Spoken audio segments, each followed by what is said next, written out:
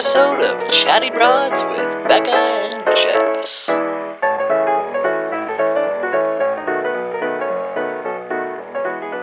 Well, hey, broads. Good morning. Good morning. Coming at you for the first time in a couple weeks, not pre-recorded here. Yes, true. So strange. How was your trip?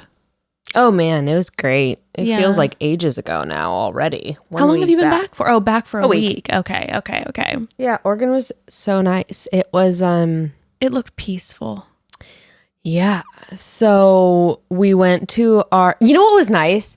One, we were hanging out with a lot of the time people who also had kids, which I think I brought up to you before is like very crucial now Yes, when you go on it's very- vacation. Otherwise, it's very just important. stressful. Sure. It's way less stressful because the other people understand, but also we're such good friends with them and they have a 10-year-old daughter who's super helpful. So you can just be like, I got to do this, hand off the baby to literally anyone in the party. Yeah. And it makes life so much easier. Yeah, it's not we're in fact going to do an episode. It'll come out on Thursday and we're going to talk parenting and like those questions that maybe you wouldn't be comfortable asking.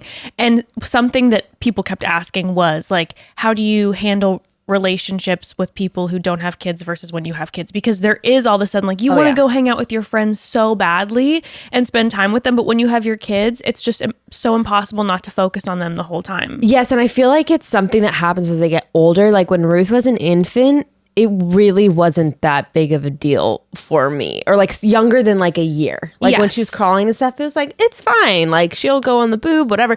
Now that there's two and that she's a very active toddler, it's a totally, you know what? I'm ready to pretty much ditch all my friends who don't have kids. Like literally, Sorry, everybody. I have some new mom friends and I'm just like, I won't be hanging out with anyone else because this is just so much fucking easier. Yeah, no, we Ember and I got to see Ember's aunts for the first time since everything happened, and they do not have children, but they are like, they want to have kids so bad. So they were just like fixated on All her. And I over was her. like, oh my God, she's getting more attention than me. And I live for this. And then of course, before and after sweet Em had to get got her COVID test and she got like the deep one. It just felt so bad.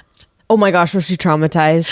A little bit, but the nurse How did she taking it- react? Was she like, ah? Oh, after the first one, Yeah. screaming. Like, but the nurse, he was so lovely. He was just like, you do so much better than so many of the adults that come in here. And then when we left, she did not let me forget that for the next couple of days. She was just like, just so you know, I am better than most grown people. And then she kept Just asking in me general. constantly if she's a teenager yet. So there's that. You're like, you sure act like it. I'm like, so go yeah, for it." queen, you definitely seem like a teenager most of the time. Oh but my God. oh man, I mean, what a past few couple weeks, huh? Dude, I'm so glad that we have a podcast just so I can talk about the shit that I'm obsessed with, because I really got to, at some point, tell you about this crazy shit I watched last night. Is this show that you were talking about? Yeah, that I put on my close friends. Okay, yeah. I need to know. I mean, we can always do the homework. We can do the broad homework and get into I it. definitely want broads to do the homework. I mean, should I just tell you about it right now? Yeah, give us a brief little like summation. Okay, it's called I Think We're Alone Now. Not to be confused with like the sci-fi movie that came out in 2018, which I Googled it and like I guess that was a thing. Everyone's just like, why is she wanting us to watch this sci-fi movie? It's on YouTube. Look up I Think We're Alone Now. It was like a documentary, like it definitely seemed like a very independently made documentary back in 2008. And it's about these two super fan stalkers of this 80s pop star named Tiffany.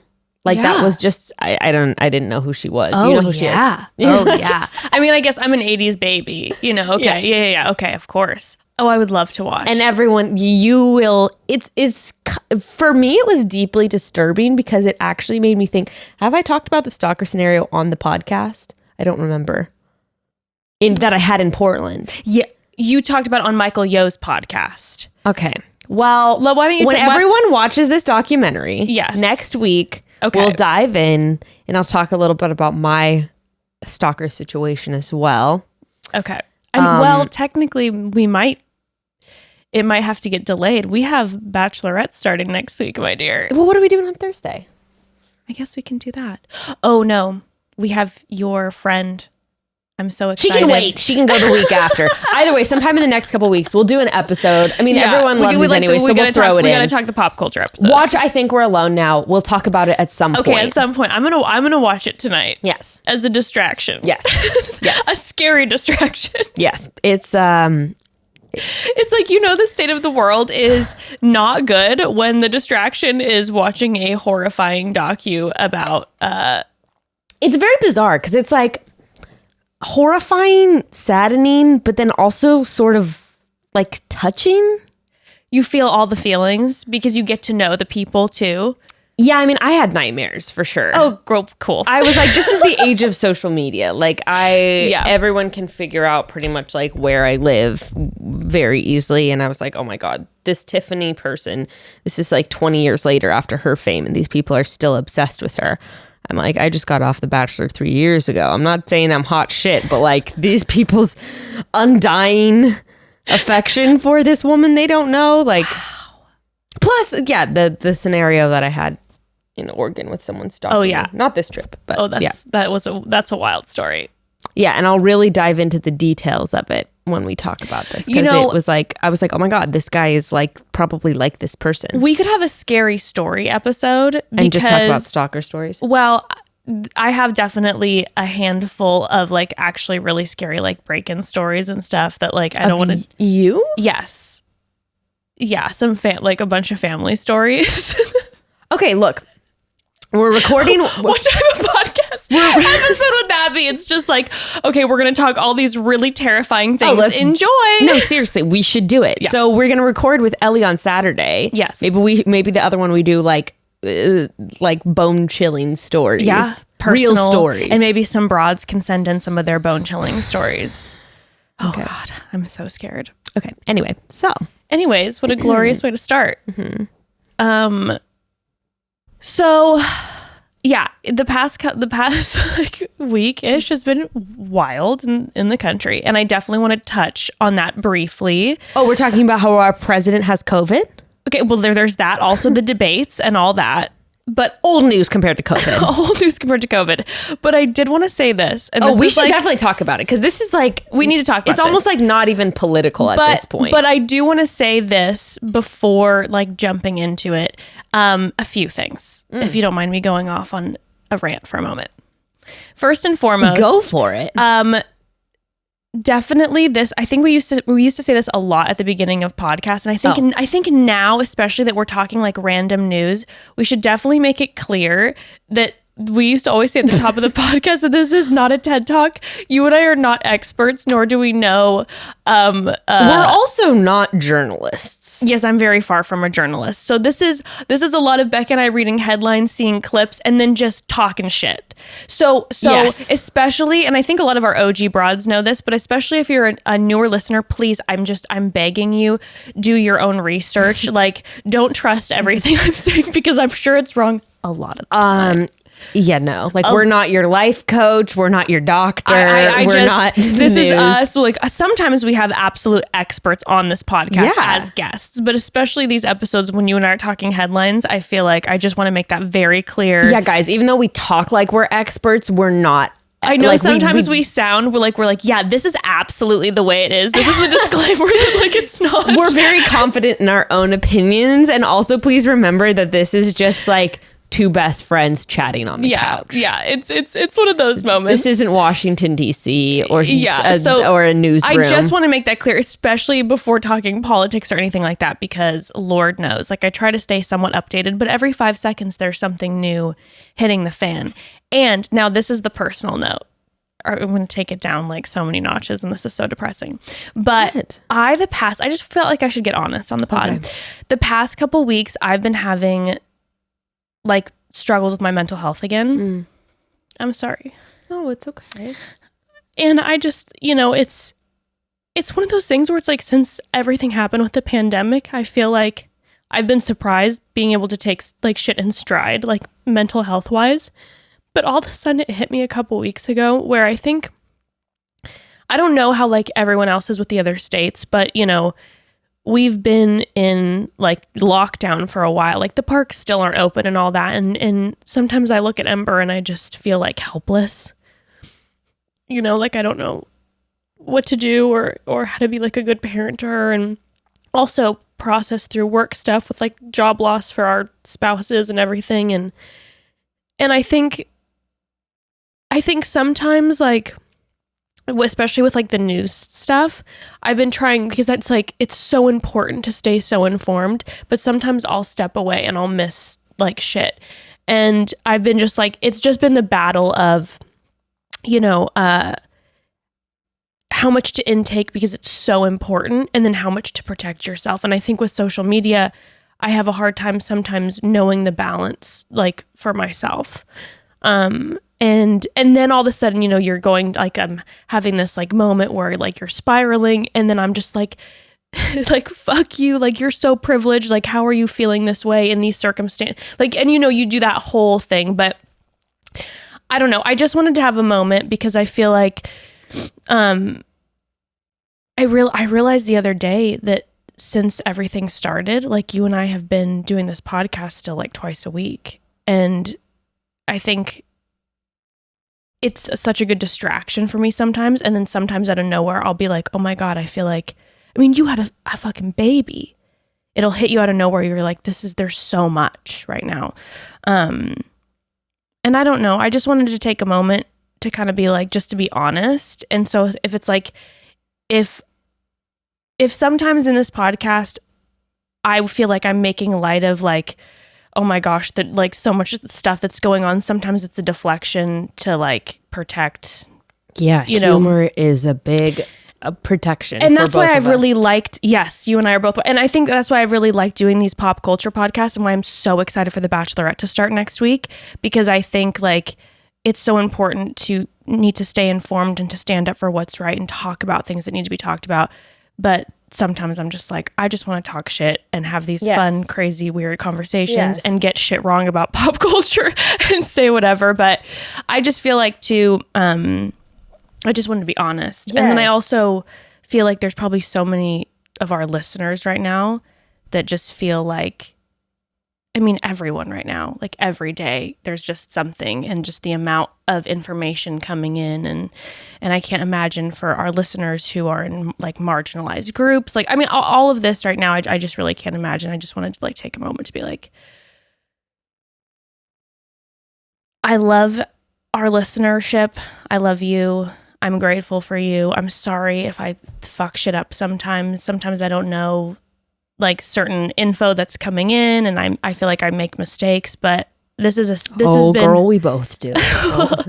But not worry. But I love you but too. I feel like this has like been just a safe place, like twice a week where I can talk to you and just kind of get away from everything, you know? Here, bring it. But I love you. I love you too. Anyways, sorry, that was like, and now my eyelash is falling off. And sorry. I know that was such like a turn, but I just feel like sometimes I want to be like straight on this podcast, especially because it's like, I know so many of the broads have like tight relationships with each other and are really open and honest with each other, and you know, I want to be that way too. Thank you. Anyways, so my point is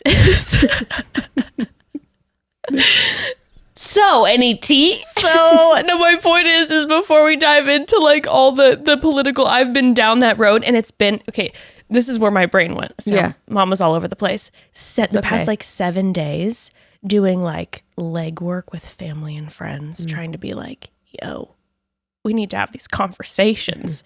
So if I'm missing shit and I'm getting stuff wrong, I apologize. I'm not fully updated on everything. How can one be, you know? Yeah, like, true. Please do not hold us to such a high standard. Did you see the fact checklist after the debate from Trump? You know, there was a point where they were both throwing around numbers, and I was like, I think you're both definitely more so Trump, but I was like, I don't feel like any of these numbers are accurate. And, Biden sometimes trips over some things. So then he was like, 2 million Americans have died. And I was like, wait a second, what is going on here? No, they legit, they directly after. So I was watching the debate by myself and I had to be alone. I was like, turn off the lights, bring out the wine. I just have to focus. Did you watch the whole thing? I watched the entire thing. What? Okay, talk about mental health. It probably wasn't a good call. I was like, if I had high blood pressure, this would have just sent me over the edge. 20 minutes, less than 20 minutes, 15 minutes in, we were like, okay, let's not do this. I could not believe what I was watching. Truly could not believe. And then afterwards, I was watching a fact checker. And it was something like, obviously, after presidential debates, they always have the fact checker. So important. And everyone gets some things wrong, right? I mean, you used to do debate, right? We all know. You just throw in some stats to make a compelling argument. You make it up. I remember at one point in my life debating about why a bunny is better than a guinea pig. It was some child debate, you know, for Toastmasters or whatever it was called.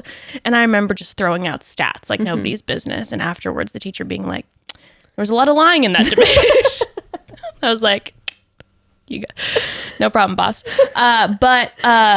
No, the fact checker afterwards was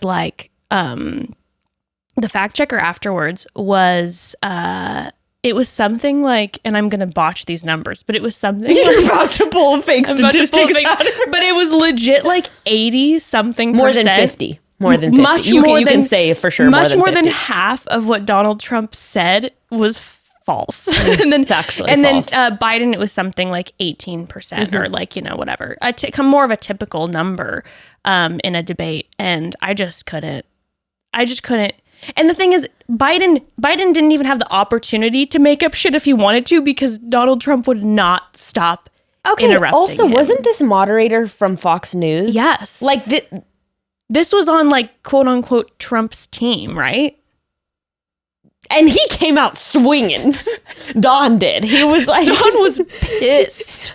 He came out ready to fight literally everyone. It was just my goodness. I didn't know what type of energy, because let's be real. Sometimes we get a different energy with Donald. Sometimes we get the aggro Donald. Sometimes we get the super cocky and condescending and gonna just ignore you with the nose up in the air, right? Yeah. More of the Apprentice version. More of the 2016 debates version. Yes, exactly. Because I kept hearkening back to his debate with Hillary, and I was like, it did not go down like this. No. And it was... The man's been getting too high on his own supply. Lynn, let's be honest. I remember thinking that debate was wild. It was hold my drink, okay? We're going to do something that is so on brand for 2020. It's gonna blow your mind. It's just, I could terrible. All I could think about was I had such massive secondhand embarrassment with all the other countries watching us. I was just I apologize for everything. It was like Idiocracy. In real time. It's who is filming this joke documentary? What are those called? The comedy documentaries? Mockumentary. I'm like, who's filming it? Is this a Wes Anderson type thing? Is Ashton Kutcher gonna jump out? What's you know happening? What I kept thinking? You know who we need as a fucking moderator? Andy Cohen with that kind of shit. Oh, he would have been phenomenal. It was Watch What Happens live worthy. It was Real Housewives finale status.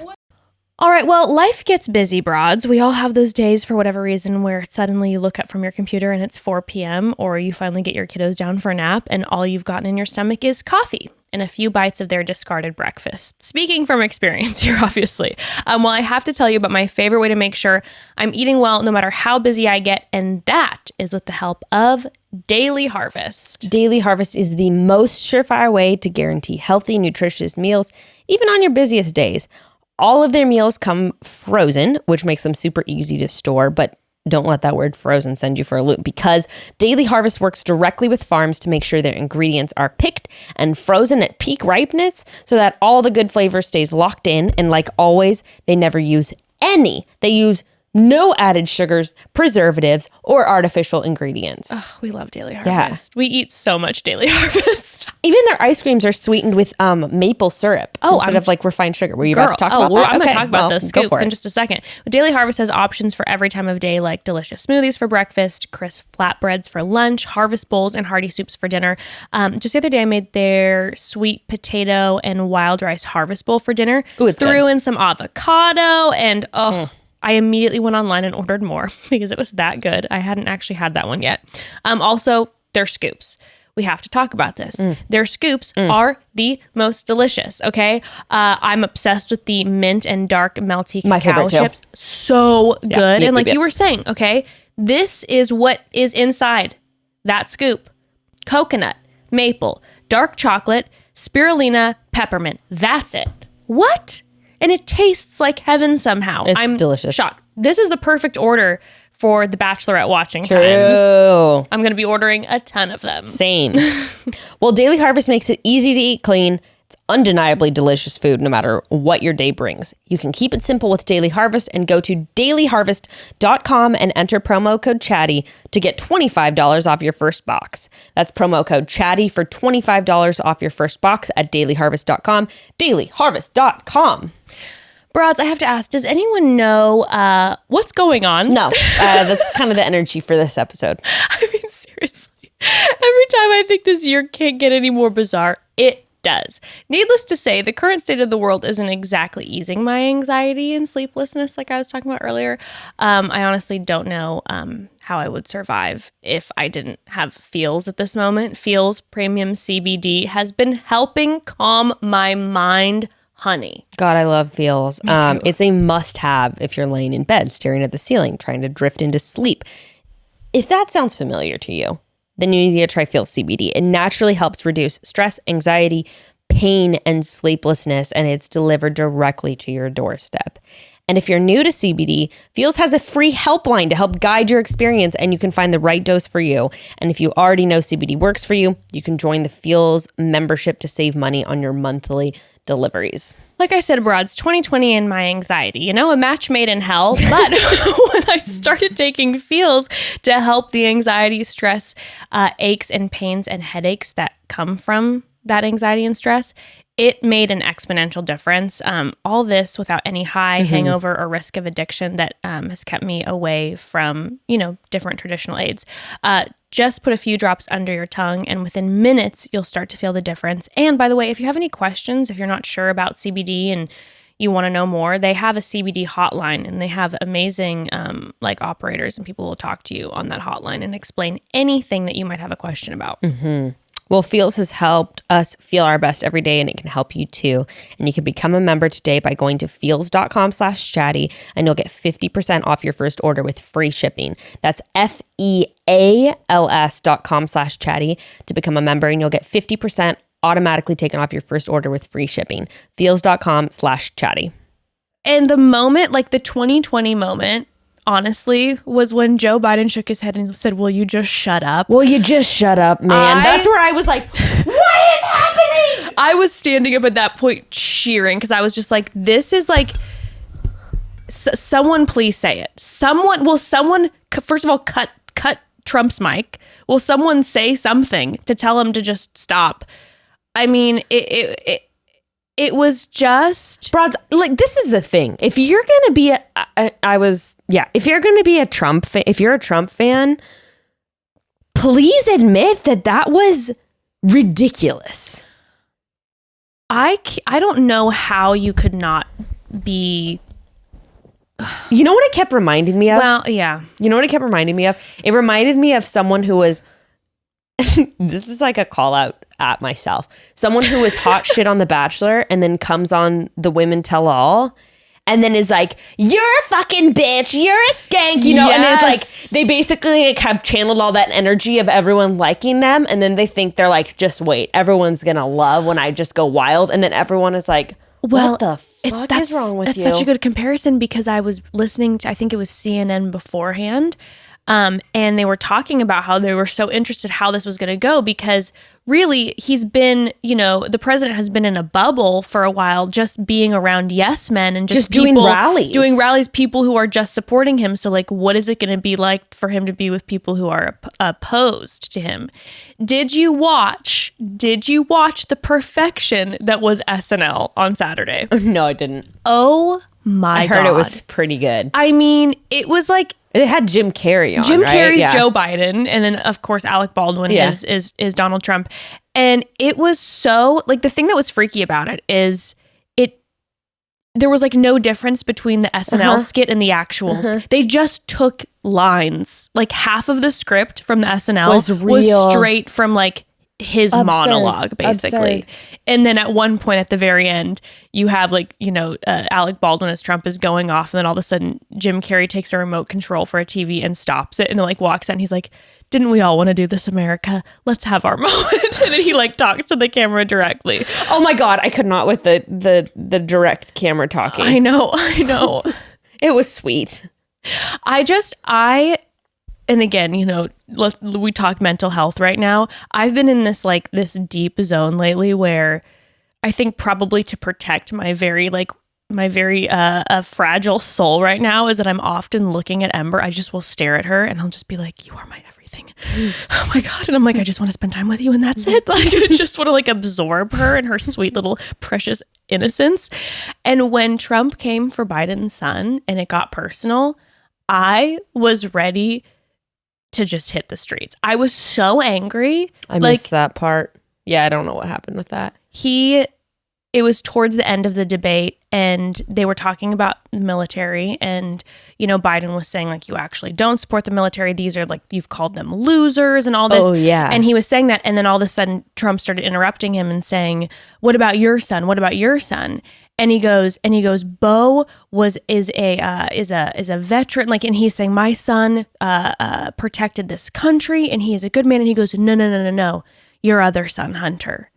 And he's now interrupting, like they're talking about the military and he's interrupting Biden to talk about Hunter, and Trump's yelling over Biden saying, how he was kicked out of the military because he's a cocaine addict. I mean, just airing personal. And Biden looked in and I started legit crying. This is where I'm at. Biden looked into the camera and he goes, my son, Hunter, I'm sure many of you out there are parents who have children who've struggled with addictions and he's doing so well. And I'm proud of him. I'm proud of you, like looking into the camera. And it was like, that's just what's so embarrassing is that there are these low blows that Donald Trump does that people could go for him. He will take these cheap shots at people knowing they're not going to take equal cheap shots back at him. Like it's so, and dude, I don't like, I'm breaking the wall right now, the fourth wall. And like, yes, I'm 100% voting for Joe Biden. Of course. This is my endorsement. We've tried to not be political. Like we try to keep this podcast kind of like, hey, we're going to talk Bachelor, we're going to talk fun shit. But at this point, I don't give a fuck. Like we're voting for Biden. Surprise. This is the thing.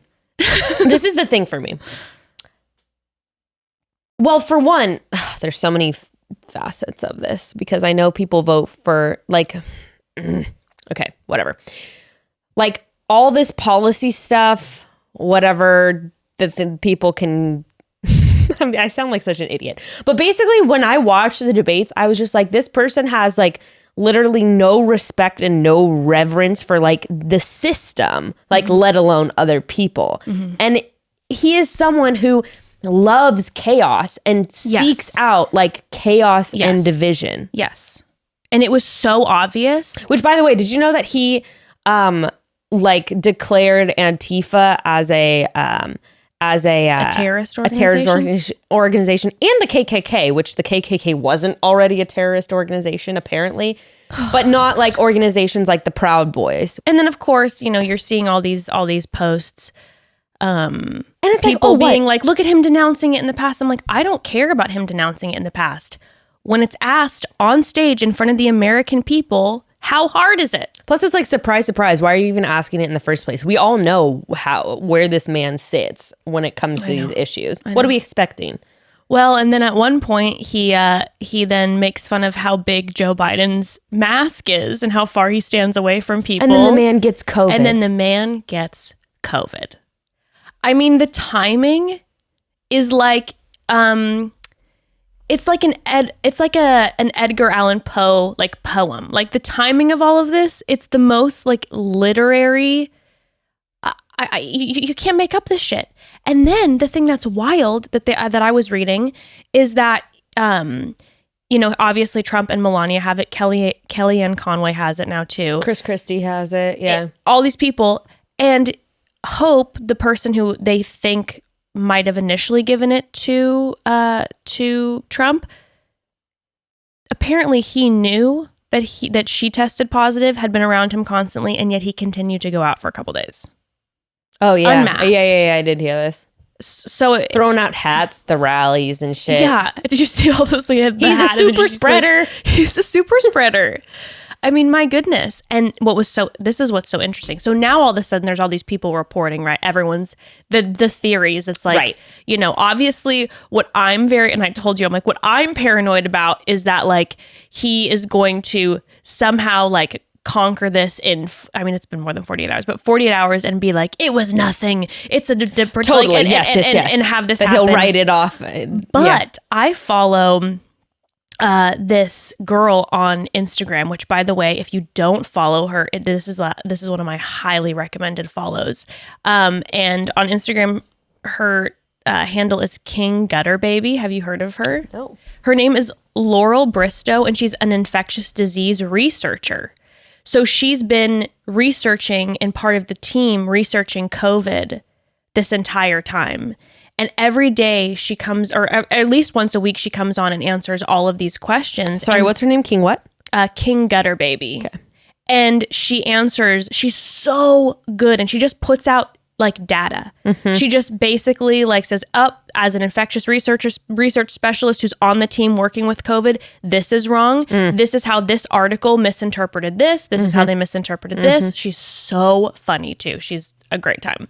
Anyways, she was saying, I was watching one of her IG stories, and she was talking about how what's interesting to her is that the specific things they're putting, or like whatever, I don't know if it's medicine or what like regimen they're putting Trump on within like 48 hours of him getting airlifted to a hospital, is something that she says typically is known in the medical community now, that if you are like really struggling with COVID and you're not doing well, they give this to you. But it's known typically that if they give this to you when you're like early on and doing okay, it can make it worse. So she said, my hypothesis, considering it's actually serious, is that it might be actually serious. Yeah. Even though he's tweeting out. But he tweeted out something and he was like, thank you for the prayers. And in all caps, he wrote love with like 12 exclamation points. And people were like, doesn't seem like he's doing okay.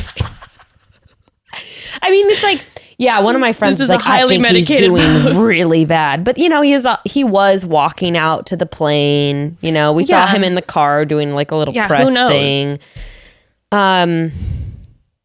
I don't think he's on his deathbed. I mean, you made an excellent point. You sent me over voice memo that the man is like, to quote you said like a cockroach. Yeah. He'll survive anything, and that this virus will probably make him more powerful. I'm very afraid of these things.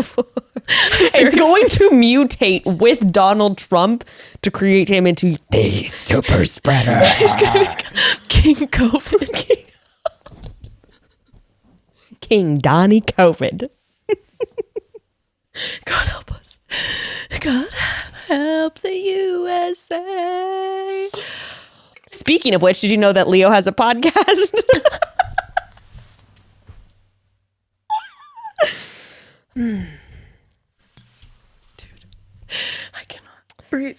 Anyways, after that rant, point is per past the past few episodes, in the episode notes there will be links to register to vote and to check to make sure you're registered to vote. I got my ballot in the mail. Did you? Yes, I haven't gotten mine yet. Really? No. You ready to commit some voter fraud via mail-in Let's do it, baby.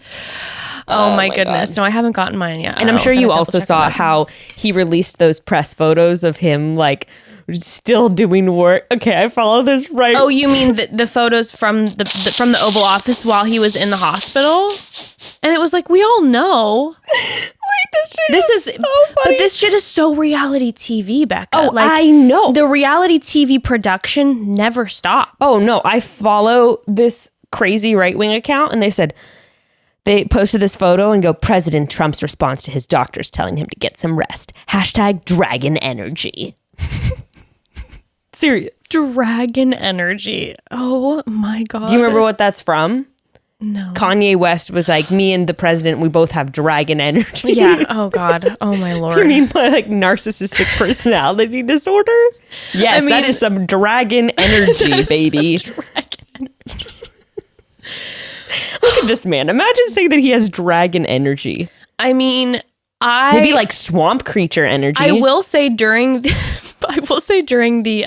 debates, he looked like maybe he had ran out of tanning like oils, because he didn't look quite as orange per usual. And I don't know if that was maybe because the COVID had been contracted already. Like, I'm not sure, but he looked definitely not as orange. And I was like, what are we trying to do right now? Like, why? Are you rebranding? That's what I feel like maybe. I mean, he is a reality TV star. Like, I feel like rebranding's part of the, what if he comes out of the hospital and COVID has changed him? He's like, I'm a raging liberal. In fact, I'm like team Bernie Sanders. Damage. I'm gonna bring Bernie Sanders in. I'm so sorry for everything I have done. Here's all my money. Like, what money? He doesn't have any money.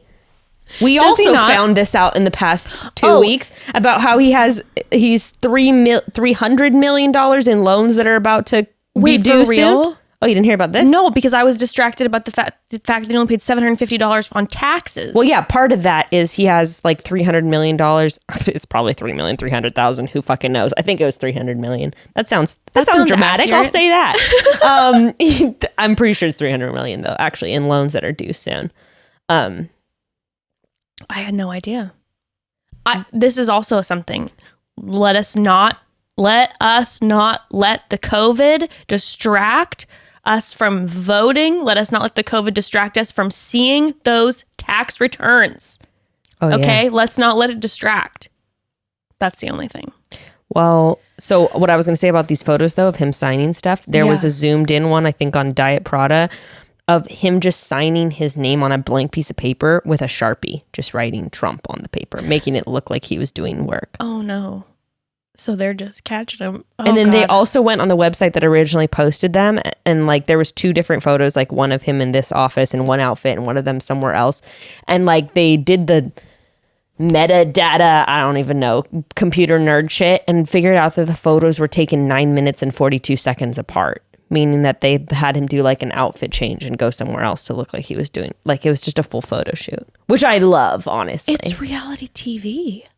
Yeah, it would be great if it wasn't someone with our country in their hands. That's the big asterisk in this situation. I mean, I'm living for the dragon energy. I'm living for an outfits change. You know that I love a photo shoot. And like I said, if this is on an Andy Cohen reunion, am here for it. If in fact they had Real Housewives and Trump was part of the cast. If we got to see Melania closet tours. And, this is sure. If this was like a parody of the United States, I would love it. You know what the crazy thing is, though, is like, I was thinking like we shouldn't even be surprised about this man being in office, because he is a reflection like of our country, like of us as individuals, like of our dark sides, of our like mindless consumerism and our like obsession with like wealth and power and status. Be it like on Instagram, getting a bunch of followers, or like living a real luxurious life. Like he's reflections of all of our shadow selves.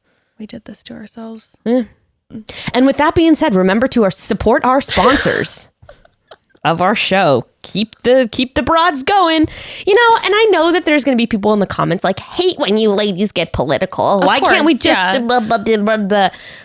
shut up? We're going to say what we want. Okay.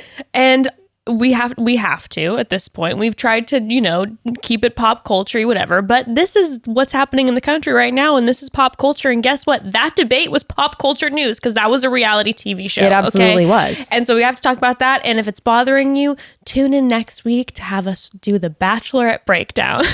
And I don't care that Biden's like basically on his deathbed. Like the difference is the man is going to like cater to.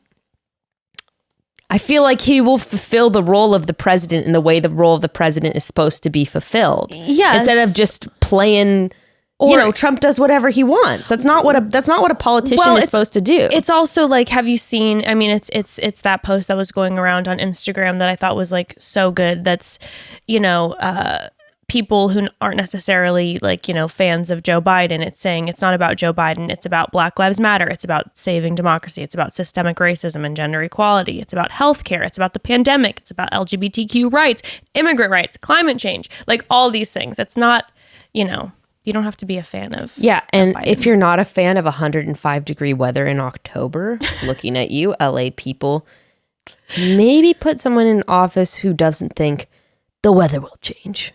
It'll change. Speaking. You saw that clip, right? Oh, yes. What did he say? It'll get colder. Just you wait. It's just like, well, yeah, it's going to be December soon. Of course it's going to get colder. Okay, Father Christmas. Why are you predicting these things now? Jack Frost. I remember in April around Easter when you said that we could have church service and this pandemic was going to be gone. Now you're telling us it's going to get colder? Yeah, you know what's hilarious too is that now he has COVID. He's tweeting about like this awful plague. He's calling it like a horrible, terrible plague. He's actually calling it COVID-19 now instead of the China virus. Yes, which he said literally during the debates. And Well, you're just like, what is happening? Anyway, speaking of politics, do you know who got a little political? Bachelor Nation, Chris Harrison. Oh my goodness. What? The shade that was thrown. What? Okay, so we have to talk Batch Nation because they came out and they did the official announcement of Claire's men, yeah. Right? And it was like, I think 31 men. And Chris Harrison did like a Facebook Live that wasn't live, where he basically went over all the guys and talked about all of them. And then he was doing interviews afterwards. And there were a few good things about some of the interviews. But one of the points of the interview I felt was like, I'm like, oh God, we are getting political. Someone asked about what it was like filming The Bachelorette during the COVID times. And Chris Harrison threw some major shade at California Governor Gavin Newsom. He was talking about how it was extremely difficult and like taxing. Obviously, they're having to do the bubble and they're having to take all these precautions. True. But then he's like, well, also shooting in, this is what he said, okay, word for word. He goes, also, shooting in California was interesting. We have a active, eager governor who was excited to change the rules when he woke up in the morning, apparently. About what? What would it? He's talking about, like, he was saying that every day they were having like, okay, sometimes we can't go into a restaurant, sometimes we can. But the way he made eye contact with the camera, he's like, we have an active, eager government who's excited to change the rules when he wakes up in the morning. I was like, oh shit. You know what's crazy too is like, so Gray's dealing with like his gym not being able to open in LA County, right? Gavin Newsom's kids are climbing at the climbing gym up in Sacramento. Yeah. Like indoors with no mask on and stuff. Yeah, there's a whole lot of stuff going on. But the Chris Harrison threw that shit out there. It was like, okay, we see, and he always likes certain people are always catching him liking certain like Instagram posts and tweets and whatever. And then he threw that shade at Democratic Governor Gavin Newsom and I was dying. But anyways, that just gave me a good giggle when I was listening to the other interviews. But yeah, imagine actually they were in the middle of filming when things were like, in June where it was like, everything's open. But when he was talking about that, I was also confused because I was like, I thought y'all were staying in the bubble. And if you're staying in the bubble, why do restaurants opening and closing have anything to do with this? I don't know. Would that affect like restaurants like on the resort property? Like maybe legally the resort can't operate in room dining? I'm not in room, like in... Maybe, yeah, I don't know. That's an interesting point. Maybe they couldn't... I don't know. I would think that beforehand that would have been part of the whole deal. It's like we have private catering coming in to handle everything so that the hotel isn't liable for any potential problem. You'd think that the hotel would want to protect themselves during all of this. Yeah, I know. I don't know. Or like maybe it was one of those things where like Chris and Claire are supposed to like go out to eat at a restaurant together to chat over what's I mean, I don't know. But they're supposed to be in that bubble. Well, broads, apparently I was mistaken, but I 100% thought I had kind of figured out skincare years ago, but surprise, surprise, in recent years, blackheads galore. Yay. I blame the air quality, first of all, why they've gotten so bad. But this has sent me on a mission to find the best facial cleansing brush, and I am happy to report I have found it. The Tao Clean Orbital facial brush is my new favorite tool in my skincare arsenal. I mean, trust me, especially with the air lately, it has been getting a lot of use, and I am cleaning, I'm scrubbing those blackheads out. Perfection. I also feel like it helps me fully get my makeup off, which is a big deal. Like that I'll is a huge think deal. that it's all off, and then you use the brush, then you look down and it's orange, shocked. and you're like, okay, well, there's Here we are. a lot of features that separate the Tao facial brush from tools you may have used in the past. But by far, the coolest thing is that after you rinse the brush head, the brush is powerful. The brush, like the thing you put the brush on, what would you call it? The dock? Yeah. Yeah. It has powerful UVC rays that kill 99% of bacteria, 99.9% of bacteria. It's pretty good. Other brushes collect bacteria on their brush heads, which goes right back into your skin. Gross during your next use, but it pretty much defeats the purpose of the brush in the first place. But since incorporating the Tao Clean brush into my routine, skin's glowing, feels cleaner than it ever has before. It is glowing. I will say that. Thank you. I'm obsessed, and apparently so is everybody else, because the Tao facial brush has a ton of raving 5-star reviews and was recently featured on the Today Show. Dr. Pimple Popper's #1 rated facial brush. I mean, talk about a glowing recommendation, okay? I think it's pretty safe to say she knows her stuff when it comes to skincare.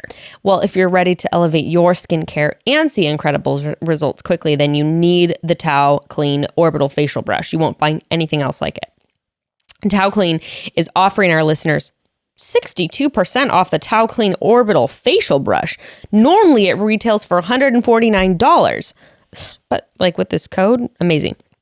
And the discount also applies towards any product site-wide. You just have to go to taoclean.com/chatty to take advantage of this incredible savings. That's taoclean.com/chatty, and you'll get 62% off the facial brush when you enter code chatty at checkout.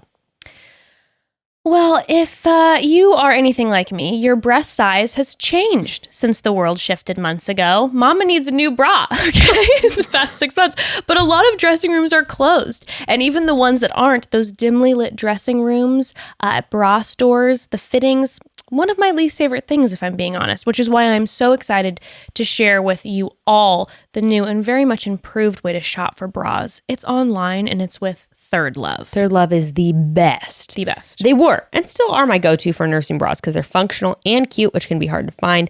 Plus, I already know and love the quality of their products because so many of my other bras and the ones I find myself reaching for the most often are Third Love. It's amazing because they have bras in over 80 different sizes with measurements they've taken from millions of different customers. So you'll have so much more to choose from than you typically find in a store. A little something for everyone. Yeah, and I feel like that warrants repeating, broads. 80 different sizes. Did you catch all that? This includes cup sizes, AA through I, bands 30 through 48, and half sizes. If that gets you thinking that you might have been wearing the wrong size all along, hi, you're not alone. I found out that my cup size was completely different than what I was wearing for a long time, and it makes a huge difference. And that's why you'll start off taking Third Love's online Fit Finder quiz to help you figure out your breast size and shape, and you'll be shown personalized recommendations based on your results. And all of their bras come with their perfect fit promise, which gives you 60 days to return your bras. And if you don't love it, they'll be donated to someone in need. My favorite. Third Love knows there's a perfect bra for everyone. So right now they're offering our listeners 10% off your first order. Go to thirdlove.com/chatty now to find your perfect fitting bra, and you'll get 10% off your first purchase. That's thirdlove.com/chatty for 10% off today. He also said in the interview, he was just like, yeah, we had our bachelor bubble. No one left the bubble. And I was like, but you left the bubble. You literally did. He directly was like, no one left the bubble. I'm like, but quick question, you left the bubble. And it was posted all about everywhere.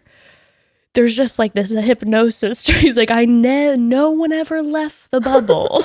Forget about what you saw and what you will see in the season when JoJo has to come replace me for a couple weeks. What? Yeah, I don't understand why. Like, I don't know, but the same oddities were going on with other pieces of this interview. Okay, so he did address. I will say, Chris Harrison addressed diversity in one of these interviews. He talked about how, like, finally the conversation, and he talked about how they're they made active efforts on, quote unquote, Claire's season, having Matt James as the Bachelor. He's like, obviously you can't, casting, he's like, you can't see certain things behind the scenes, but we're making a change and all that. And so he did address that finally, which was good. But then another parts of these interviews is they're asking, what are these on? I did not hear about these. Just clips like on on Access. And one of the clips, I think it was on Access Hollywood, she was asking him, okay, so question. You keep calling, okay, before I'm saying this is this is not a spoiler alert for anyone who knows. It's not a spoiler. It's not a spoiler anymore? I mean, I feel like for so. people, but just FYI, if you literally know nothing about quote unquote Claire's season, you can skip ahead. But he said, the interviewer asked, she's like, you keep calling it Claire's season. What about the rumors about Tayshia? And he said, he was like, yeah, heard some of those. And, Tayshia would be a great bachelorette. But I'll just say I got to know Claire really, really well over this. And he's playing it off like she's not going to be the bachelorette. And so I'm like, are we now living in this world where his girlfriend Lauren Zima is reporting it's official that Tayshia's the bachelorette, but then he's letting people ask in the interviews if she is and like avoiding the question? It's very strange. And then Reality Steve reported a couple days ago, and Reality Steve, I'll pull up the exact quote. This is not a spoiler, just FYI. Reality Steve reported, and he said, starting to hear things aren't quite the way the media is portraying them, and the narrative is getting spun so they can produce clickbait headlines. No specifics, everything is very vague, and outlets are speaking in generalizations. We'll update as soon as I can get confirmation. There's one main narrative all the media outlets and IG accounts have been running with, and I'm hearing that's not the case. I think people will be surprised if this ends up being true. Stay tuned.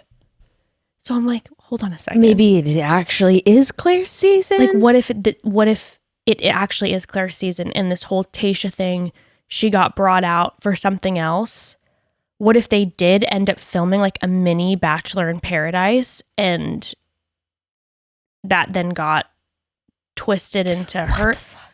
And I'm like, but then I'm also just like, are they now just trying to like mega fuck with us by doing this last minute, being like, because then, but of course, when Chris goes in the interview, in one of these Access Hollywood interviews, he says, well, things aren't maybe what you're thinking, and you're going to be surprised. He's like, I'm hearing a lot of reports, and I think you're going to be surprised. But when Chris Harrison says that, you're kind of like, all right. But it's like Lauren Zima announcing it, like that could be fucking with us. Yes, considering she's basically in on production. She's legit now. In bed with Chris Harrison, and they're like, is this the ultimate plan? But if they do that, especially with this, push for diversity that they're saying they're attempting to do, and then you fuck with us and tell us that Tayshia's going to be the Bachelorette? What? I don't know. It's all feeling very odd. It's feeling very odd. Because remember, we thought like it seems like Tayshia's hasn't been gone that long, but like maybe it's because they don't have to. They don't have travel time. I did feel like that was a big thing. That's true, but also if they filmed like a mini Bachelor in Paradise, what they filmed for 2 weeks, but no one else was gone for that long, like via social media. No one was absent on Instagram that long. Tayshia was the longest. Even Bekah was like only gone. She wasn't even gone off of it. I don't think completely. She was just like gone for like 2 days or something like that. Yeah. So it's like, I don't know. And it's giving me anxiety, okay? Because now, and then the other thing too is Chris Harrison in his interviews, he said, yeah, I've been hearing a lot of people talking about how we're off filming with Matt James. He's like, and I don't know where that rumor's coming from, because he's like, because I'm right here in my house, and as far as I know, Matt's in his. But there were photos that leaked that looked like they were filming in Colorado or South Dakota or wherever they're going. I forget. With the women. Well, no, you just saw Matt James there. Because didn't Reality Steve, though, like, post that it was... No, never He was like, oh, the women will be coming soon. Here's Matt James at the hotel with production crew. But Chris Harrison's just like, and this was from a interview with him a couple days ago, and he was like, don't know how that got out. He's like, because as far as I know, unless like, you know, they're doing the show without me and Matt James, we're both at our houses. Been like a package, like intro for Matt James. Maybe, huh? I don't know. Everything is very up in the air. I mean, we'll start to find out next week. We will. I cannot. I'm so on your excited. birthday, right? On my birthday, it airs. What a gift. Wow. But then Chris Harrison, like I was saying, did this whole Instagram or Facebook Live thing where he basically pulled up the photos of all the guys on Claire's season and did a breakdown. And I'm going to tell you this. I watched half of it and then kind of just took my cursor through the rest of it because, in my opinion, broads, don't watch this. He kind of spoils stuff. Oh. It was like, what's going on? Oh, well, he's throwing in little comments. He was like, I'm going to throw in Easter eggs for you. And so it's like you pull up one guy and you're like, well, this guy starts a lot of drama and he'll be around for a while. And you're like, whoa. And then, guy. Or like this guy, like, you know, he's really shy, but you'll be surprised. He stays around longer and him and Claire have and you're like, well, why are you saying all these things? Like talking about, like even planting already, like this guy's going to be the villain. What? This guy's really, these two guys are going to be fan favorites of Bachelor Nation. Like legit spoiling stuff. It's so strange that they're breaking down. It's so different from anything they've ever done before. Bizarre.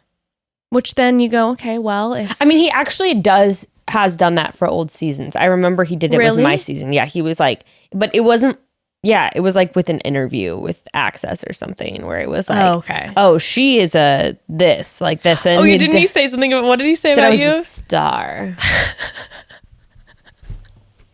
All is forgiven, Chris. Come home to mama. Come home to mama. Yeah, I don't know. So he sort of like does that, but that seems weird. Weird. This was like 40 minutes long.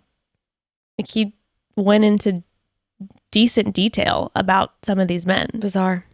Beautiful cast. Top notch. Handsome guys. Like, oh man, this is going to be one of them seasons where there's a lot of fanning. You know why? It's because they're all not 23 years old. That's probably part of the thing. Yeah. Where, you know, especially like some of the older men, I'm just like, yeah, all of the 22-year-olds, at least for this almost 32-year-old, it's a little uncomfy sometimes. So, any other interesting things? I know there's some stuff that I just forgot to write down that's happened in this past week with the Bachelor, etc. I think Bachelor wise, that's been the main. I mean, again, Bachelor starts. Just a reminder, broads. Bachelor starts it airs on Tuesday. So our episodes will now be dropping, at least for the foreseeable future, Wednesday and Friday, which is going to be such a weird change. It's going to turn everything upside down in my brain. But yeah, I think that's kind of it. I mean, I do have other reality tea. Speaking of Andy Cohen, Housewife tea. Tell me. So I'm so behind. I haven't watched Housewives in forever. Okay. Housewives have been my saving grace. The more we say that word, the more it like doesn't sound like a real word. That's why I had to repeat it. I'm like, I thought the same thing. I was like, Housewives. Housewives. Real Housewives. Housewife. The Real Housewives have been a safe haven for me over the past. I have loved every moment of watching these seasons because minus the interviews, they were all filmed pre-pandemic. So it feels kind of normal. People are out and about. I mean, normal in the sense of like they're all multimillionaires and screaming at each other. On TV, on television. But, and then actually they had... the Real Housewives of Beverly Hills, they did a Zoom reunion, but the Real Housewives of New York, they did their first like in-person reunion, and they all were just like 6 feet apart, and they came in wearing like the most chic masks ever. That is so funny. It was everything. And there's a new Real Housewife named Leah who you would obsess over. New her. York, right? New York. Who Ramona hates. Ramona hates her. I've seen clips. Obsessed The with one her. I think you sent or Taylor sent to me. The one where she's like dancing on the table and Ramona's like, yes. "Stop filming! I'm done! Like, oh my God. It's incredible. And she's just like so hot. And she's like a single mom who, co-parenting still, but like single mom, runs her own business, has been running it for years, and just is like arty and makes them go down to like arty districts in New York, and they're like, oh, this is so dirty, where are we? And they just, but she stands up. She came in, but didn't pull the like, I came in super like swinging, like I'm gonna come for people. She was trying to be friendly, but she also won't let people give her shit, and we were obsessed. She's my favorite new housewife by a mile. Wow. But on that note, Dorinda fired. I'm devastated. Fired? Why fired? Apparently, she was just getting too mean. She was drinking, and she would just get too mean. Oh, please. Too mean? Yeah. What, was she assaulting people? Like, how? I don't know. What do we mean by too mean? Because I remember Kelly in Orange County being like, this is why your kid doesn't speak to you. I think part of what it is that I saw reports. Some people were like, she walked away on her own accord, and then some people were reporting that she was fired. Mm-hmm. Part of me thinks that I bet it was probably like a combination of both, where they talked to her and she was probably like, she said in the reunion, she said that she shouldn't have continued. She should have not done this past season because she was going through a lot, and you could see it. She was struggling.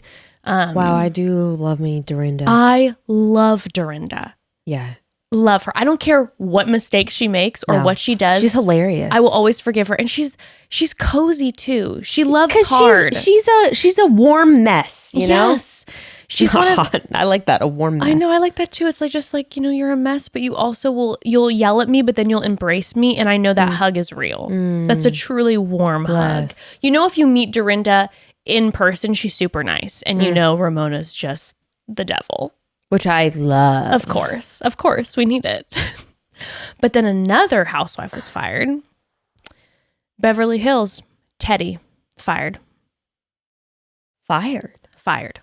Mm-hmm. Why? So, okay. I'm gonna, you know what? I'm gonna watch this past season of New York. I'm begging you to. I will. But also, this past season of Beverly Hills is wild. Is it over yet? It's all done. Okay. You can watch the whole thing. Okay. The past season. Which one, if I had to pick one, which should I pick? Okay, I would say this. I enjoyed The Real Housewives of New York more because I just like the cast better. But The Real Housewives of Beverly Hills, there is like hot tea. Like wild hot tea. Yeah. And it takes over the entire season. And you can't even believe it. And of course, Brandi Glanville is the reason for all of it because she comes back. Oh. And she drops bombs. Oh. Yes. Craziness. Now I don't know what to pick. Which one do you think I will enjoy more and get the most out of? You'll enjoy Real Housewives in New York more. Okay, yeah, that's what I thought. That's what my instinct was telling me. Yeah. You can't go wrong with Sonia and Ramona and now Leah. She's a perfect add-on. Luann's wonderful this season. Fuck Luann. I hate her so much. I loved her this season. Oh, did you? She's making huge strides, with her recovery and everything. And you could tell there's a huge difference. Because like Luann made me want to vote for Donald Trump because I hate Luann so much. This is a few seasons ago. Wait, why is that connected?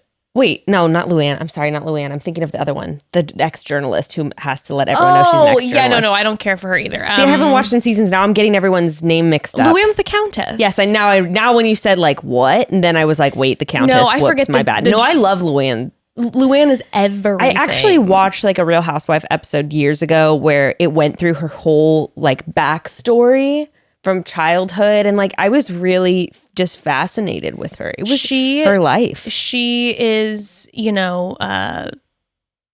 probation is officially done in this episode, Wow. in this season. And you see her like really make huge strides, and she just has a wonderful season. Yeah, she's someone who I was like always kind of rooting for because she's like that friend that always gets in the bad relationships, and you just want to see her happy. Yeah. Wait, who's the one that I was talking about that I hate? She was friends with Bethany for a while. Had the young boyfriend. Yeah, I don't know why I'm blanking on her name. Caroline. Carolyn. Caroline. Carol. Caroline? Carol. It's Carol. Yeah, it's Carol. It's definitely Carol. Carol drove me nuts. I wasn't a fan of Carol either. Now, do I think her style is bomb, and do I think her apartment was dope? Yes. But I wasn't a huge fan. I just felt like she just didn't fit. She was like I'm was too cool. annoying. She felt like I'm too cool for this group of women, and I won't be petty. And I'm like, bitch, we want to see petty. Right, because it was like she wouldn't be petty, but then she would always talk down to everyone too, like Yes. basically about how stupid they are and stuff. And that it was just, yeah, she's like, I used to be a journalist. Like, well, you're not anymore, sweetie, so stop. You're a Real Housewife now. Okay. Exactly. And her young boyfriend, or she's like, no, like it was a mutual breakup. And I'm like, I mean, if we're being journalists here, we have to keep the facts straight. okay. But I should not talk about what I do not know, and I am not familiar with the Real Housewives anymore. well, I am, because yeah. that's just part of my legacy now. Wait, so sorry about Beverly Hills. So Beverly Hills, Teddy is fired. Now, she went on her Instagram and did a video and said, some of you might have heard rumors. I have been fired. It was not by choice. I hold no like vendetta, whatever. And they haven't answered as to why. Now, here's the thing. What? I think personally it's because she's a little bit of a snooze fest. You know? So I stopped watching right when she first joined. Like I watched the first couple episodes of that season when she joined, when everyone still seemed to kind of like her. Yeah, Teddy's my least favorite on the show. She definitely stirred up drama all the time, but she was also like not. It was weird because Like her life wasn't interesting, maybe. Like I think that's probably what it was. But what happened was maybe a week before her firing was announced. Mm-hmm.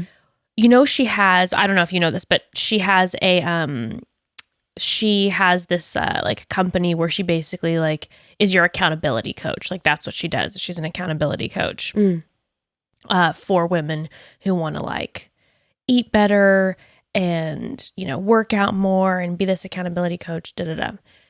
Stuff started to get leaked where people were like showing screenshots of her text conversations with them where she was encouraging unhealthy low amount of calories. she's like, yeah, just starve yourself for the next few days. You'll drop pounds. It was legit like that. And in some of these messages that were revealed, the client was like, hey, can you stop like talking to me like this?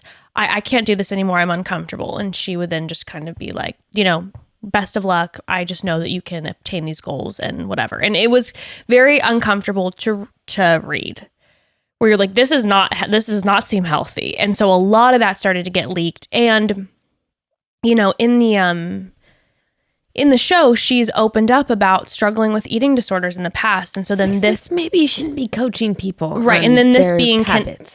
being connected and all this stuff kind of coming out, it was like, ooh. And then a couple days later she was fired. And I don't know if I mean, they say it's not connected at all. I'm sure it's not, because we have, you know, Bethany's skinny girl, whatever, True. over in New York. Very true. Very true. Who goes around pointing fingers, calling people anorexic. That's very true. It's not like Bravo is all about like inclusive sizes Yeah, and body everything. positivity. Yeah, it's that's very true. That's very true. Bethany over here, I fit in my daughter's pajamas. Oh God, I remember that. That was real bad. But anyways, they're fired, so that's unfortunate. But I'm very upset about Dorinda. I feel like Teddy, it was time, and they have. Dorinda's just, yeah, I'd have a special place in my heart for her. Is Orange County still going on? Oh, it's gonna start airing soon. Okay, maybe I'll just like hop on that train, because I've always loved Orange I'm County. pretty sure though this season Orange County, it doesn't include Vicky and it doesn't include Tamra. What? And I'm like, that's Not at all. I mean They were my bread and butter of that show. Granted, Vicky last season was quote unquote not on the cast list because she left, but she was on almost every single episode. She's still in the middle of and then she was on the reunion and That's she was screaming at hilarious. Andy like, I made this show. I made this show. Talk about Screaming high at on her him. own supply. This is what I'm talking about. Like Trump is Vicky is us. Like we are. Can you imagine if Vicky was his running mate? It would make complete sense. It would make complete sense. Although I'm kind of obsessed with Vicky in like a weird hate her way. Yes. I think everyone, that's why she did make the show. Oh, for sure. I posted the other day and you and I were DMing. Evan has now started to watch The Real Housewives of Orange County and he is obsessed with Vicky Gunvalson. Make America whoop it up. She has shirts that are bejeweled that say that. Probably. 100%. And a hat that says Make America whoop again. Make America. Yeah, I love that Evan's obsessed with her. Of course he is. He's obsessed with her. And I'm just like, Evan. I was weirdly obsessed with Tamra too. I don't know why. Tamra was so season to season for me. Sometimes I felt like she was so like the worst. And then the next season I'd be like, you know what? I really see Tamra. And like, she's really like, she's changing, but she's also so fun and she's so whatever. And then it was every season I had a different opinion. Same thing with Shannon Bedore for me. Shannon sometimes was like my least favorite of all the housewives ever. And then the next season I'd be like, Shannon, she's back. I have Shannon's number in my phone. Oh yeah, because you met them, huh? Yes. Can we FaceTime her right now? She's going to be like, she won't remember me. She was drunk as shit when she gave me her number. And was like, I've got to take you to the quiet woman. Straight up.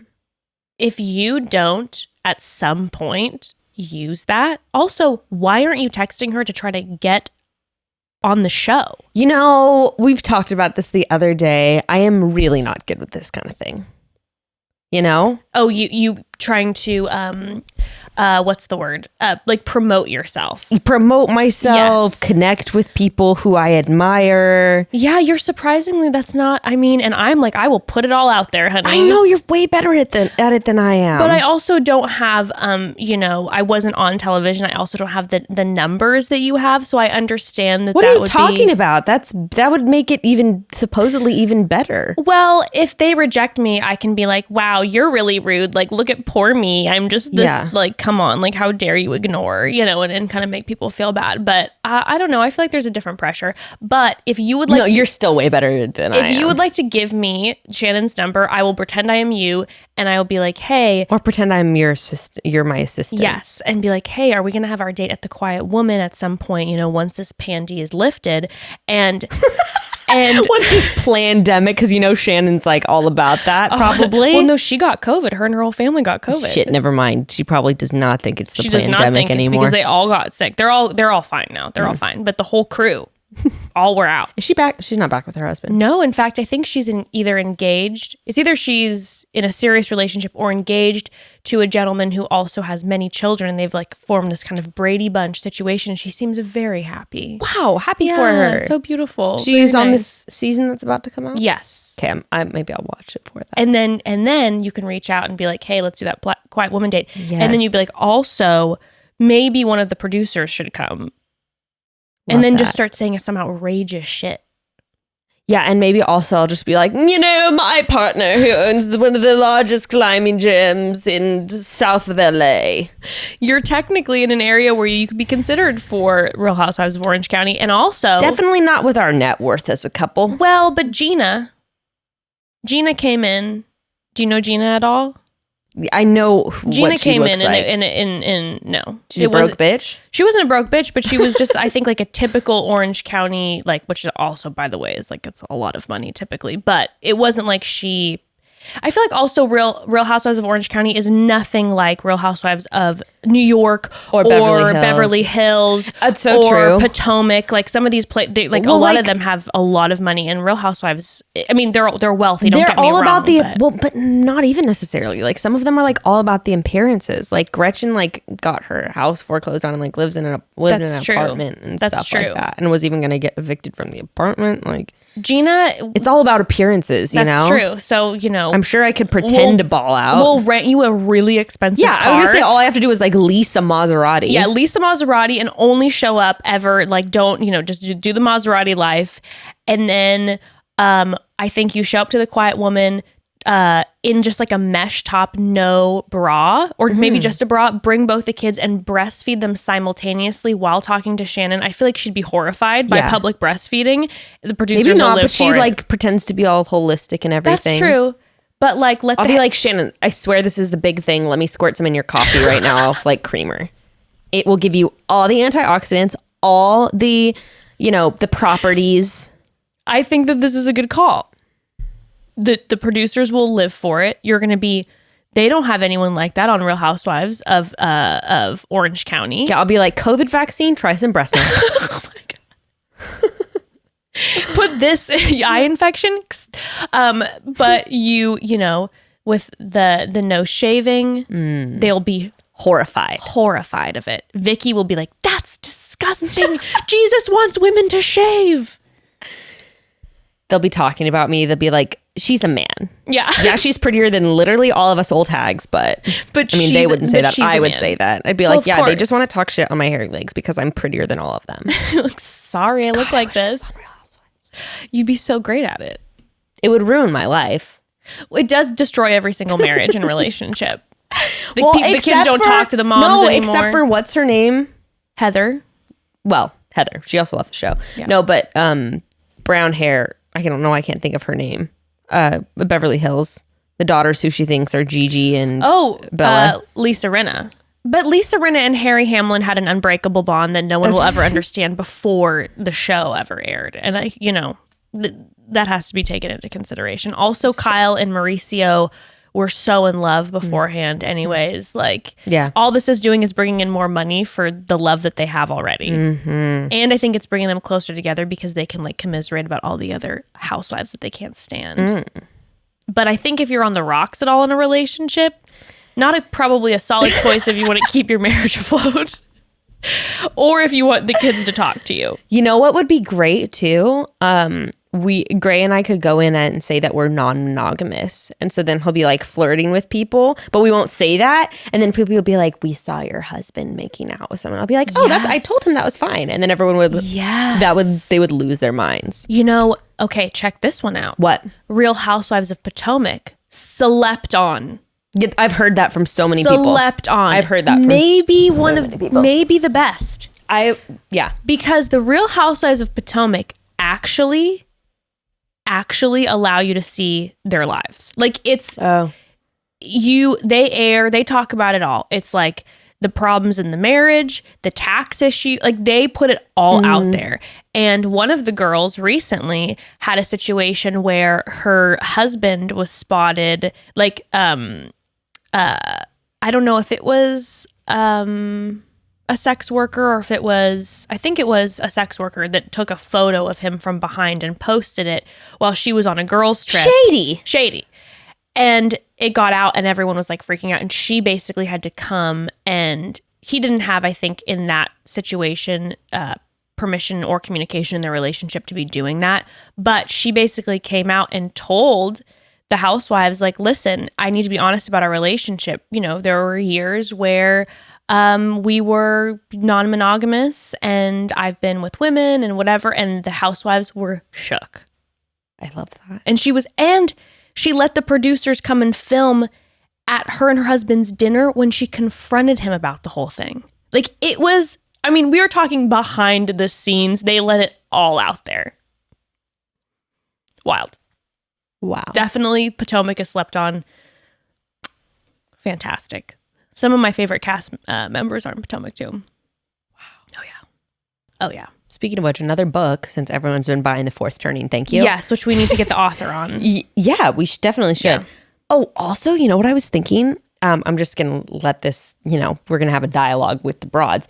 I was thinking, so, Alex, who we had on to talk about autism, he is really, really big and has done a lot of research on doomsday prepping. And I was thinking, should we have him on to do like how to do your getaway bag? Like he would love to do it. No I know questions he asked. would. No questions asked. Okay, great. I'll contact him then and get him on to do like a doomsday prepping episode. I would like to ideally have it before November, if that. Great. Okay, perfect. Done. Thank you. In the next couple weeks, as soon as possible tonight. Yeah, he has like a plot of land out in the desert and everything. Like, yeah, no, he's like an expert. He's so wonderful too. I love Alex. He's so fun to talk to. Yeah. And he'll love it too because he's been having like, been feeling very lonely with the pandemic and stuff. So we'll have him call Let's have him on. He would be, I feel like he's going to give us all the thing because I only know so much. I know. I do what I can with my little earthquake kits. Conflicting about like what you should. Yeah. I trust Alex with my doomsday life. Yes, absolutely. 100%. Also, oh, yeah, what I was going to say, what that reminded me of, I'm reading this book called Opening Up about non-monogamy. And I want to say, broads, I want to have another episode on with maybe the author of this book or someone else, like an expert on non-monogamy, because it is fascinating. Even if you're not interested in non-monogamy, it breaks down all the different types of like non-monogamous relationship setups. Because when we had Kevin Patterson on, the author of Love is Not Colorblind, he was talking specifically about him and his wife's relationship, which is relationship anarchy, which basically like you can have any kind of relationship with anyone. Right. Everything's sort of fluid. But this book breaks down all types of different orientations where some people like they'll have a partner where they only like do BDSM activities, or like people will have a primary partner where the partner is gay and they don't actually even have a sexual relationship. And that person is allowed to have like sexual relationships, but not romantic relationships outside of their partnership. And like, it's called Opening Up. Yeah. And it breaks down like every single type of relationship, how to create like contracts and like negotiate. Yeah. How to deal with jealousy. I think that would be great. I know that a lot of the broads really, really liked both the episode with Kevin and also with Taylor talking about non-monogamy. Yeah. And I think too, it's just something that, for so many, especially I think for so many of our listeners being raised, a lot of our listeners were raised in a Christian home. And so that wasn't even a conversation. So it's so cool to learn about all of this. Yeah. And also, again, and I can't say it enough, even if you're not ever considering being in a non-monogamous relationship, I feel like you can learn so much about communication. And it's really beautiful. And dealing with jealousy. Like I was just reading that chapter right now, and it's just really helped me to break down stuff with Gray's relationship with his friends. Gray talking about like exes. And I've almost been like doing exercises to like open up letting go of feelings of like jealousy and resentment and all these different things. So I'm literally like, oh, like, why don't you tell me about this ex and like what was having sex with her like? And then like trying to just like release it and process through the feelings that I'm having, get to the root of like, why does this make me feel this way? Like, is it a fear of abandonment? Is it feeling like left out because I want to do those things with him? And it's been really good. That's really cool, B. Thanks. And it's broadened my, like I'm much more open-minded now to what other people do with their sex lives. Right. I used to be super like judgy before. It's the sex life is just one of those things where it's like, listen, if it's not yours, you don't got a say in it, honey. Yeah. And also this book breaks down how it's so much more for some people than like sex stuff too. Yeah, like some people are even allowed to just like some people have agreements where they can have romantic relationships with other people without sex. Okay. So like dates and cuddling and, like trips, but just like they have rules about like, it's just all different types of people. I would love to have that on. Closed couple relationships where there's two couples who have an exclusive relationship with the other couple. Okay. Oh God, I gotta remember. I need to research this because there was a docuseries that I watched a while ago about certain forms of non-monogamous relationships. And it was so interesting. It would be a fun broad homework because it was like reality TV, not reality TV, but it was docuseries. So you followed along with certain couples and different, different types of parties that they went to, because, some of them were in more of like a swinging lifestyle, and like some people were, in like a throuple relationship. Speaking of, oh my goodness, reality TV, RuPaul, it just ended, had a very short series that came out called RuPaul Vegas Review, and a bunch of the drag queens went out to Vegas to start like a show, and they were going to be, there for what, like a year residency or whatever.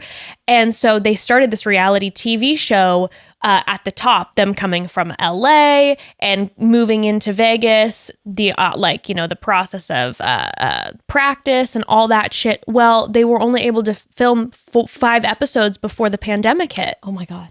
And so then they had to wrap it up. So it was literally like a 6 episode. It's so good. It's so fun to binge if you love RuPaul. But one of the drag queens, actually, you saw behind the scenes, is in a throuple relationship, and you saw him and both of his husbands, and it was actually really cool because I feel like, obviously RuPaul's Drag Race attempts to be very like inclusive and do, but we haven't seen that, and because you haven't seen a lot of behind the scenes, but that hasn't even really been talked about. Non-monogamy hasn't been talked about too much on the show, so it was really cool then to see. And then they did a reunion show since the pandemic, and he talks about how like it's actually really helped their relationship to be all 3 of them together instead of kind of like, it was really cool. Anywho, so just a side reality TV note for you, but I'd be so down. Love it. So down. Love it. Yeah. It's definitely been fascinating to explore. I also realized that my relationship style is I want my partners to be monogamous, but I want to have 3 boyfriends. Yes, I understand that. And I've said that for a long time, and I still stand by it. I stand by what I believe. Okay. Well, when I think through my exes, I'm like, oh, each person offered something different to me, like in something that I needed that I don't think one person can encompass all of those things. Do you know, I think the beauty of this 2020 situation is that it's really made relationships much more clear right now. It's like, okay, you're stuck with someone for a long time, and if you're stuck with them and happy, it feels good, but also you're realizing, oh, I'm stuck with this person, and there are these needs that I have that aren't met. I feel like you're seeing so many breakups and divorces, but also people sad for them, but also people renegotiating their own relationships. I feel like I have a lot of friends who are kind of in that process where it's like, okay, I'm realizing that this part of our relationship isn't good, or where I think that we both think that it needs to be. So what's that going to look like? Yeah, even like little things we've had to figure out how to like combine calendars and like schedule out time together. Just like little, it's so true. Little stuff like that. We're like, we need to tweak this because this isn't working. It's true. It's true. Yeah. The silver linings, the silver linings of things. Yeah. So a few more pop culture business. We have Gigi gave birth. Oh my God. Nicki Minaj gave birth. Yes. Didn't know about this. Joaquin Phoenix and Rooney Mara gave birth. Who is this magic couple that I was unaware of? Dude, Rooney Mara is so hot. And Joaquin Phoenix is just legend. Rooney Mara and Joaquin Phoenix just had a baby, and check this out. They just announced that the baby's name is River, and they named it after Joaquin's brother, River Phoenix, who died, which was so beautiful. And they were posting photos of Joaquin with River when they were young. I just saw that on her. Yeah. Oh, that's so special. Isn't that so special? Wow. Yeah. Wait, what? Since when did they have... When were they even together? I had no idea, and I can't believe I wasn't informed about this relationship because I'm obsessed with both of them, and I did not know. I love and that. they are That's the couple sexy. that I. Yeah, they are the couple that I want to have a bonded relationship with you and Evan. That couple. I'm just like, hello. Oh my God. Yeah. When does Katy Perry have her baby? You know what's funny is I didn't know about any of these people being pregnant, and I feel like Katy Perry's been pregnant for forever. She had one. Yeah, in August. Oh, really? Wow, I missed out on that. I missed that too. My goodness. Yeah, 'tis the season. But yeah, an Orlando Bloom, Katy Perry baby. My goodness. Just. Yeah. Do you like her? Katie, me and Kate, I go in and out. Yeah, I go in and out. I feel that. I like pre-American Idol Katy Perry. I like Teenage Dream Katy Perry. I'm not so much of a fan. Why does her bio say light worker? Seems like she has a high view of herself to say that. Well, she is very famous. That's true, but light worker? Yeah, I don't know about that. I'll say this. I was a huge fan, and then I felt not so much that way anymore. And then I watched her documentary, and it made me like her more again. And then I kind of, I don't know. The post American Idol thing for me, it's just not the doesn't hit. It doesn't hit right. Doesn't slap for me. No. I feel that. She was extremely annoying on American Idol. My parents loved her on American Idol. I think a lot of people did. My parents are like, my dad was like, I think she's funny. And I was like, ew, who are you? I think a lot of like middle-aged older men got the hots for Katy Perry during American Idol because I feel like my dad, Evan's dad, I remember I heard on podcasts and they're just like, oh yeah. And I hadn't heard them talk about Katy Perry before. So and weird. I'm like, oh God. I mean, she's a beautiful woman. Well, but it's weird because it's like she has the short blonde hair, which in my opinion isn't my favorite look for her. Oh, the short. Well, she doesn't have that anymore though, right? Now it's longer. Yeah. Or she's just wearing wigs all the time. Just like the yellow bleach blonde was not my favorite on her. I love the classic pinup Katy Perry brown hair. Like, yeah. Oh, the pinup Katy Perry. Yes, that was my favorite too. Wow. Magic. I mean, but yeah, that's what I'm saying. It's like kind of weird that like you're saying all these like older guys are super into that look. I'm just a little surprised. You know, I think sometimes the older guys like a little bit of that alt. I will tell you this.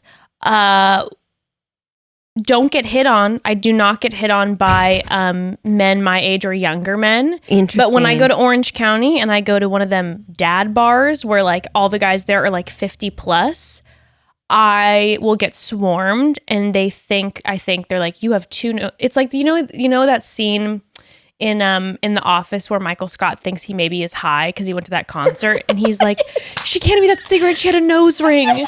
That's, I feel like how I am sometimes in these bars. They're like, maybe one day they like have dreams of doing Molly with you. Yes, I think someday. they think like that I'm like some goth alt bitch and that I'm gonna, do some tricky stuff in the bedroom. Oh yeah. And I don't look like maybe you're like a dominatrix type. I think chick. it's like I don't have the Orange County housewife look so much. So I think that they think often that I'm going to really mix it up with them in the bedroom. Do you think you would enjoy doing that work? Do you think you would enjoy being a dominatrix? I know you think that I think maybe. I know I would love it. Yeah. None of my boyfriends have ever been into it. Me either. What the heck? I've tried. Don't get me wrong. I know. I would love. Trust and believe my closet. We have some fun straps and chains and stuff, and Evan does. Evan does as much as he's comfortable with, and God bless him for it. He's very, very wonderful and giving in the bedroom, but that's just definitely I haven't been able to go there. I know. And I'd like to. I know. Yeah. I would too. I think I would like doing it as a job. Yes. Like, I think I would enjoy people giving me money for me. I like torturing money. them. I think I would enjoy that, is all I'm saying. Particularly wealthy men. Yes. I would love doing terrible things to them. Sure. I get that. I definitely get that. And I definitely will say when I am in these Orange County circumstances and all of a sudden this this white, almost 60-year-old guy comes up to me and, says something too forward and it's just not appropriate. You're like, I would love to step on your throat in stilettos. I'd like to destroy his life. And I definitely then get kick him in the balls. Yeah. That would be so fun. Yeah. Yeah. But I think he probably would like it too much. And I don't know if that would take then No, that would be fun. Yeah. Maybe not for someone you hate, but like, I think it would be so much fun for someone to get pleasure out of you torturing them. I do hate most men. Just kidding. Psych. There's a demo that I don't like. But yeah, so there's that.